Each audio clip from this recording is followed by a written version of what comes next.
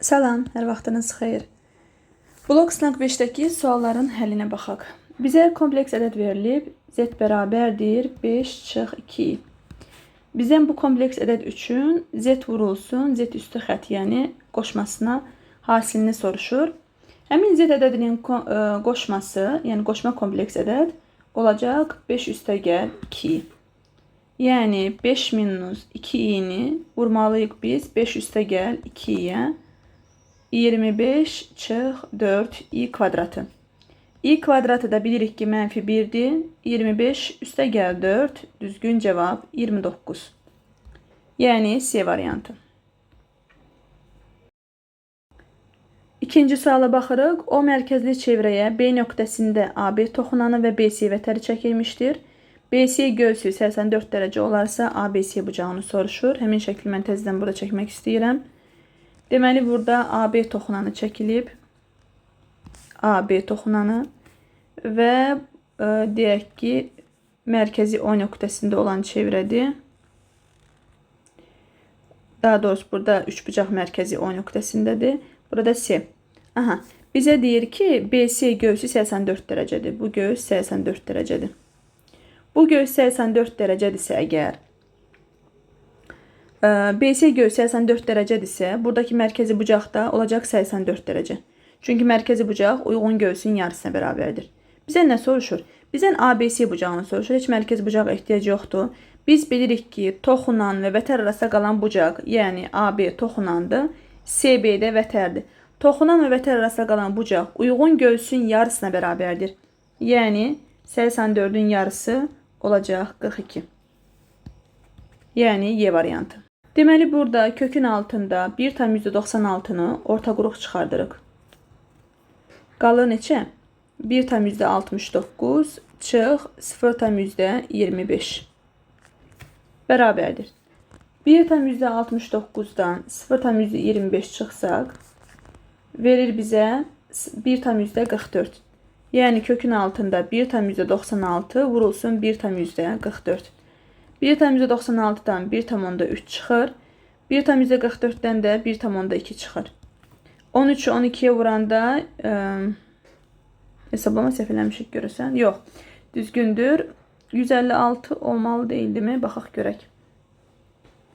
12'nin kvadratı 144. Üzərinə də 13 gələndə 156 olmalıdır. Biz haradasa səhv eləmişik. Baxaq görək. 1/44 1/96 1/4'ün kvadratıdır. Mən 1/69 kimi düşündüm. Üzürlü sayın. Deməli 1/4'ü 1/2'ye vurmalıyıq.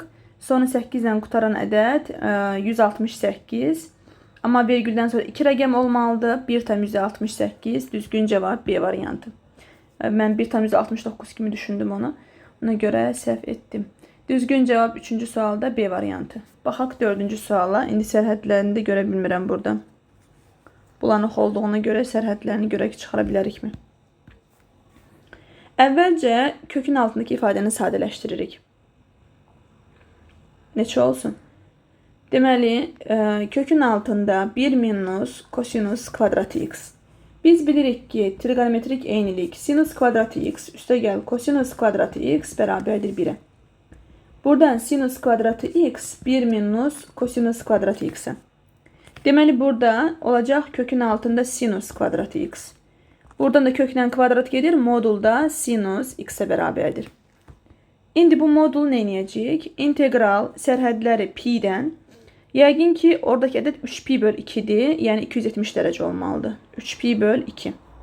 Modulda sinus x dx. İndi pi'dən 3pi/2'yə neçənci rübdür onu baxırıq. Pi'dən 3pi/2'yə 3-cü rübdür. 3-cü rübdə sinusun işarəsi mənfidir. Ona görə bu sinus buradan mənfi çıxacaq. Yəni mənfi sinus x dx. Təbii ki, sərhədləri öz yerində qalır. Sadəcə burada biz işarəni təyin etdik. İndi mənfini çıxardıram integral xaricinə. Deməli, mənfini keçirsək əvvələ və sinus x'in integralını alsaq. Sinus x'in integralı bilirik ki, mənfi kosinus x'dir. Mənfi kosinus x, sərhədləri də pi'dən 3pi/2'yə qədər. İndi bu mənfiyə dəyər müsbət olacaq. Kosinus 3pi/2 çıx kosinus pi. Kosinüs 3 bölü 2 de 0 alır. Kosinüs pi mənfi 1 olacaq. Düzgün cevap müsbət 1 B variantı. 5-ci sualda A-nın hansı qiymətlərində tənliklər sisteminin həlli yoxdur? Diskriminant 0-dan kiçik olanda deməli kvadrat tənliyin həlli yoxdur. Çünki bu tənliyi biz kvadrat tənliyə gətirməliyik. Birinci tənlikdən x-i tapsaq, x bərabərdir a çıx y. İkinci tənlikdə yerinə qoyuruq. A çıx y vurulsun y bərabərdir 4-ə. A y çıx y-in kvadratı çıx 4 bərabərdir 0. Y kvadratı minus a y üstə gəl 4 bərabərdir 0. Kvadrat tənliyin diskriminant 0-dan kiçik olanda həlli yoxdur. D bərabərdir. B-nin yerində a dayanıb a kvadratı minus 4 vur 1 vur 4 kiçikdir 0. Yəni a kvadratı çıx 16 kiçikdir 0. Köklər mənfi 4 və müsbət 4. Ortada 0 var, mənfi olur, kənarlarda müsbət. Bizə lazımdır kiçik olan aralıq, düzgün cavab A variantı. Mənfi 4 ilə 4-ün heç birini almalı deyil intervalda. Yəni A variantı düzgün cavabdır. Açıq mötərizədə. 6-cı sualda deməli ilk n həddinin cəmi Sn bərabərdir 2 üstü n çıx 1 düsturu ilə hesablanan həndəs silsilənin 6-cı həddini soruşur. Yəni A6 bərabərdir sual. Biz bilirik ki AN Sn çıx Sn minus 1'ə bərabərdir. Burada da A6 bərabərdir S6 çıx S5. Əvvəlcə gəlin S6-nı hesablayaq. S6 bərabərdir 2 üstü 6 çıx 1. 2 üstü 6 64, 1 çıxanda 63. S5 bərabərdir 2 üstü 5 çıx 1. 2 üstü 5 32, 1 çıxanda 31. Cevap olacaq 63 çıx 31, yəni 32. C variantı düzgün cevapdır. 7 nömrəli sualda düzgün üçbucaqlı piramidanın yan tilləri cüt-cüt perpendikulyar olub, uzunluqları 6 cm bərabərdir. Piramidanın həcmini soruşur. Deməli, yan tilləri cüt-cüt perpendikulyardır və hər biri 6'dır. Deməli, cim düsturumuz var idi ki, yan tillər perpendikulyar olanda ABC böl 6. Burada yerinə qoysaq 6 vur 6 vur 6. Yəni çünki hər biri 6'ya bərabərdir deyir.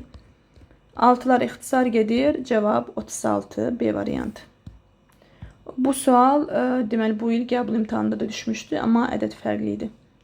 İkinci şansda səhv etmirəmsə ikinci qruplara düşüb. 8 nömrəli suala baxırıq. Y bərabərdir x çıx ln 2x minus 4 funksiyasının qrafikinə çəkilən toxunanın apsis oxuna paralel olduğu nöqtənin apsisini soruşur. İndi gəlin verilmiş funksiyanın törəməsini alaq. Verilmiş funksiyanın törəməsi bizə verir bucaq əmsalını. Törəməsini 0'a bərabərdir əvvəlcə. X-in törəməsi 1, ln x-in törəməsi 1 böl x olur. X-in yerində də 2x minus 4 dayanıb. Və burada da 2x minus 4'ün ayrıca törəməsi olacaq 2. İndi bərabərdir. Ortaq məxrəc 2x çıx 4. 2x çıx 4 çıx 2. Yəni 2x çıx 6 böl 2x çıx 4. 2'lər gedir. X çıx 3 böl x çıx 2. İndi bu verilmiş funksiyanın törəməsi nə zaman 0 olacaq? Yəni bu kəsir sürət 0 olanda. Çünki x çıx 3 böl x minus 2 bərabərdir 0'a. Bu kəsirin qiyməti sürət 0 olsa 0'a bərabər olur və məxrəc 0'dan fərqlidir. Deməli x-in 3 qiymətində. Paralel olduğu ilə apsisini soruşur bizdən. Yəni həmin apsisdə elə 3'ə bərabərdir. Düzgün cavab Y variantı. 9 nömrəli sual tam düşməyib. Həmin sualın davamını əlavə edim. Baxaq suala. Natural ədədin sağına 7 yazdıqda alınan ədədlə əvvəlki ədədin fərqi 790 olar. Deməli bu 3 rəqəmli ədəd. Birinci 2 rəqəmli ədəd olub. Sonra bu 3 rəqəmli ədədə çevrilir ki, fərq 790 olsun. Yəni bu bir rəqəmli ədəd olsa fərq 790 olmaz. Deməli natural ədədimiz olsun. Elə variantlarda da görünür də 2 rəqəmli ədəd. Natural ədədimiz olsun x, y. Bu natural ədədin sağına 7 yazıram. Olacaq x, y, 7. Deyir ki, bu alınan ədədlə, yəni x, y, 7 ilə Əvvəlki ədədin x, y-in fərqi 790-dır. X, y, 7 minus x, y bərabərdir 790. Üstündə xətt olanda biz bilirik ki, bunu təklik, onluq, yüzlük mərtəbə vahidlərinə ayrılışını yazmalıyıq. Yəni, hər birini təklik, onluq, yüzlük 100x natural ədədlər mövzusudur, yəni bunun açılması. Üstə gəl 10y, üstə gəl 7. Bunun açılışını natural ədədlərdə keçmişik. Çıx 10x, üstə gəl y bərabərdir 790. Burada açsaq 90x, üstə gəl 90y, 90 yox 9y, 10y-dən y çıxanda. Və 7-ni atıram 790-ın sağına, olacaq 783. Və buradan 9-u orta qrup çıxardıram. 10x, üstə gəl y bərabərdir 783. Rəqəmlərin cəmi 18 verir, deməli 9-a tam bölünür. 10x üstə gəl y bərabərdir 783-ü 9-a böləndə 8 dəfə 72, 63-də də 9, 7 dəfə. Deməli, həmin 2 rəqəmli ədəd 87-dir. Çünki bu 10x üstə gəl y, elə x, y ədədinin açılışıdır da. Elə x, y 87-yə bərabərdir. Yəni, düzgün cavab B variantı. Əslində, sadə sual idi. Baxırıq 10-cu suala. Sürətə baxaq əvvəlcə. 6 üzərinə 5 gələndə 11, 11 üzərinə 5 gələndə 16 və s. Yəni, sürətdəki ardıcılıq ədədi ardıcıllıqdır. Ədədi silsilədir. Gəlin bu ədədi silsilənin cəmini tapaq, yəni sürətin cəmini tapaq. Sn bərabərdir. Birinci əddimiz A1 üstə gəl AN böl 2 vur N. Birinci əddimiz 6, sonuncu əddimiz 5N plus 1 böl 2 vurulsun N, bu sıradakı ədədlərin sayı. Həmin sıradakı ədədlərin sayında tapırıq ki, sonuncudan, yəni 5N plus 1-dən çıxırıq birincini, bölürük aralarındakı fərqə, üzərinə 1 gəlirik. Neçə verir bizə bu, baxaq görək. Deməli, 5N minus 5. 5N minus 5 olur. 5-ə böləndə N minus 1 plus 1. Yəni, N dənə ədəd var. Sayını bilmirik. N. Məxrəcdə də eyni qaydada. Burada 90-ı silim, 9-u silim. İndi sürət olacaq 5N plus 7 böl 2 vur N. İndi S2 məxrəc tapaq. Bu S1 olsun. S2-ni tapaq. Yenə birinci əddimiz 5, sonuncu əddimiz 3N plus 2 bölünsün 2, vurulsun sıradakı ədədləri tapsaq məxrəcdəki. Sonuncudan çıxıram birincini, bölürəm aralarındakı fərqə, üzərinə də 1 gəlirəm. Yəni, ədədi silsilə olduğuna görə elə N dənə ədəd var, N kimi də götürə bilərik. Yenə cavab N olacaq. İndi buradan da nə alırıq biz? 3N plus 7 böl 2, burada da vur N. İndi sürətdə və məxrəcdə bunları qoysaq, təbii ki, N-lərdə 2-lərdə ixtisar gedəcək. Limit N nəyə yaxınlaşır? N sonsuzluğa yaxınlaşır. N sonsuzluğa yaxınlaşır. Sürətdə alırıq ki, 5N plus 7 vur N böl 2. Məxrəcdə 3N plus 7 vur N böl 2. Burada N böl 2-lər ixtisar gedir. Qalır cavab limit N sonsuzluğa yaxınlaşır. 5N plus 7 böl 3N plus 7. Və burada N-ə bölürük. N-ə böləndə 5N böl N, üstə gəl 7 böl N. Məxrəcdə də 3N böl N, üstə gəl 7 böl N. Burada limit N sonsuzluğa yaxınlaşdığına görə 7 böl N, N sonsuzluq olanda bu kəsirin qiyməti 0-a yaxınlaşır. Burada da kəsirin qiyməti 0-a yaxınlaşır. Cavab olacaq 5 böl 3. Yəni, düzgün cavab B variantı. 11 nömrəli sualda fx funksiyası verilib, bizdən f7 və f28-in əkobunu soruşur. Gəlin əvvəlcə f7-ni hesablayaq, x-in yerinə 7 qoymalıyıq. Olacaq kök altda 7 minus 3, 7 plus 2. Sürət 2-yə bərabərdir, məxrəc 9. f28 bərabərdir, kökün altında 28 çıx 3, məxrəcdə də 28 üstə gəl 2. Yəni 5 böl 30, bu da bizə verir 6-da 1. İndi bunların ekobunu tapsaq, ekob 9'da 2 və 6'da 1 bərabərdir. Ekobda kəsrlərin ekobunu tapanda qayda var ki, məxrəcləri bir-birinə vurub ekob əvvəlinə keçirdirik. Yəni 54'də 1 vurulsun. Həmin kəsirlərin çarpaz vurub ekobunu tapırıq.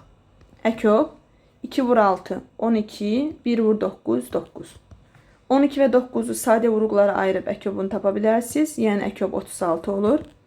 36 və 54'ü 6'ya bölürəm. 9 dəfə 6 yenidən 3'ə bölünür.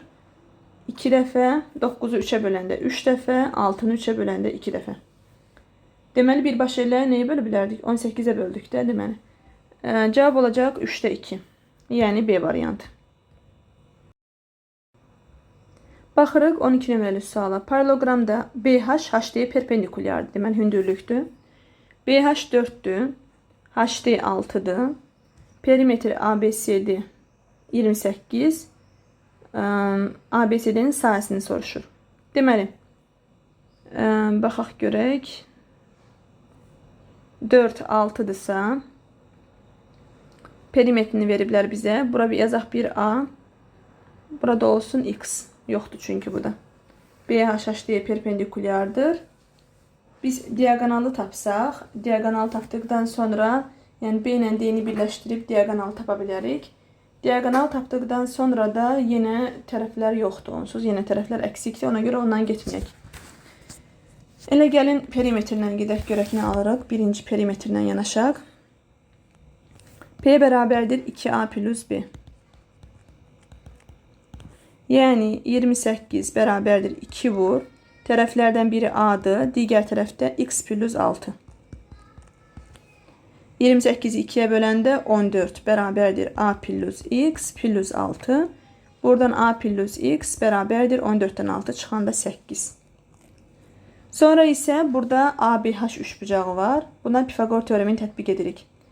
X kvadratı üstə gəl 4'ün kvadratı bərabərdir A'nın kvadratı.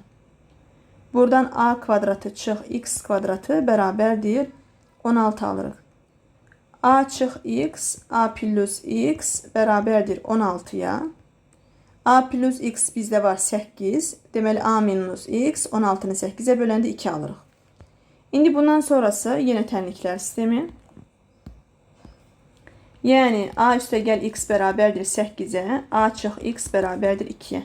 Bunları tərəf-tərəfə toplasaq 2A bərabərdir 10'a. A da bərabərdir 5'e. A 5'dirsə X də 3'dür. A5 X3 A5'dir. X də 3'dür. Bizə sahə lazımdır. Paralelogramın sahəsi A vur HA.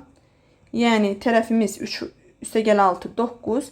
Həmin 9'a çəkilən hündürlük də 4. Olacaq düzgün cavab B variantı. 13 nömrəli sualda bərabərsizliyin həllər çoxluğu 3-4 aralığıdır.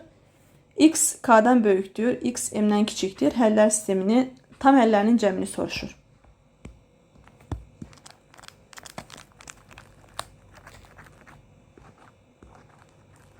Baxaq görək. Deməli, baxın, kvadrat bərabərsizlik 0-dan kiçikdir və həllər çoxluğu 3-4 aralığıdır. Həllər çoxluğu 3-4 aralığıdırsa, deməli köklərdən biri 3-dür, digər kökü də 4-dür. Və biz həmin kvadrat bərabərsizlik üçün bilirik ki, həmin tənliyin kökləri cəmi Viet teoreminə görə əks işarə ilə ikinci həddin əmsalı, köklər hasili isə sərbəst həddə M-ə bərabərdir. Buradan K'nı alırıq 3 üstə gəl 4 7. M'i alırıq 3 vur 4 12. İndi burada yerinə qoyuruq. X böyükdür 7'dən. X kiçikdir 12'dən. Bunun həllər çoxluğu 7 və 12'ni qeyd etsək 7 müsbət sonsuzluq mənfi sonsuzluqdan 12'yə olacaq cavab 7-12 intervalı. Buradakı tam həllərinin cəmi 8, 9, 10, 11 daxildir. 19, 19 cəmi olacaq 38. Yəni Y variantı. 14 nömrəli sualda x, y müstəvisinin nəzərən A8-3 2 nöqtəsinə simmetrik olan nöqtənin koordinatlarını soruşur. X, y dediyinə görə x ilə y ilə işimiz yoxdur. X, y olduğu kimi qalacaq. Yəni 8-3 olacaq. Birincisi 8, ikincisi -3. Deməli, buradakı 2 əks dəyişiləcək, olacaq -2. Yəni A variantı. 15 nömrəli suala baxırıq. Rombun diaqonalı onu 2 bərabər tərəfli üçbucağa ayırır. Baxaq görək. Romb bütün tərəfləri bərabərdir. A niyə bu görəm? Belə işarə qoyur bilmirəm. Onun diaqonalını çəksək. Deməli, bu diaqonal onu 2 bərabər tərəfli üçbucağa ayırır deyir. Baxın, bu deməli kiçik diaqonaldır. Çünki böyük diaqonal olsa, bərabər tərəfli üçbucaq olmayacaq. Çünki bucaqlar düzgün gəlmir. Yəni, bərabər tərəfli olması üçün bütün bucaqlar bərabər olmalıdır. Bu rombun daxilinə çəkilmiş çevrənin radiusu kiçik kök altda 3 olarsa, onun tərəfini soruşur. İndi, burada A-dırsa, baxın, mən buradan hündürlüyü çəkirəm rombun. Çünki rombun daxilinə çevrə çəkilibsə, baxın, rombun daxilinə, xaricini rombun çevrə çəkmək olmur. Daxilinə çevrə çəkilib və daxilinə çəkilmiş çevrənin radiusu hündürlüyün yarısına bərabərdir. Yəni, radius hündürlüyün yarısına bərabərdir. İndi deməli, radius əgər kök altda 3-dürsə, hündürlük olacaq 2 kök altda 3. Hündürlük 2 kök altda 3-dür. Buraya yazıram 2 kök altda 3. Və biz bilirik ki, bu 2 bərabər tərəfli üçbucaq alındı. Burada da hər bir bucaq 60 dərəcədir. 60 dərəcəli bucaq qarşısındakı katet 2 kök altda 3-dürsə, bura 30-dur. 30 dərəcəli bucaq qarşısındakı katet, yəni bura olacaq 2. Və biz nə bilirik? 30 dərəcəli bucaq qarşısındakı katet də hipotenuzun yarısı. Deməli, rombun tərəfi 4-dür. Bizdən də rombun tərəfini soruşur. Düzgün cavab C variantı. 16 nömrəli sualda katetləri A və B hipotenuzu C olan düzbucaqlı üçbucaq üçün A plus B bərabərdir 8 kök altda C olarsa, hipotenuz ilə hipotenuza çəkilmiş hündürlük ilə medianın cəmini soruşur. Düzbucaqlı üçbucaq çəkirəm. Katetləri AB, hipotenuz C. Deməli, hipotenuza çəkilmiş hündürlük H və medianın cəmini soruşur. Həmçinin hipotenuza da median çəkilir. Deməli, bu bayaq çəkdiyim bu mediandır əslində. Çünki bərabər hissələrə bölür. Bu da hündürlük olsun. İndi biz burada xassələri bilməliyik. Biz bilirik ki, düzbucaqlı üçbucaqda düzbucaq təpəsindən çəkilən median hipotenuzun yarısına bərabərdir. N bərabərdir C bölü 2. Və hündürlük isə katetlər hasilinin hipotenuza nisbətinə bərabərdir.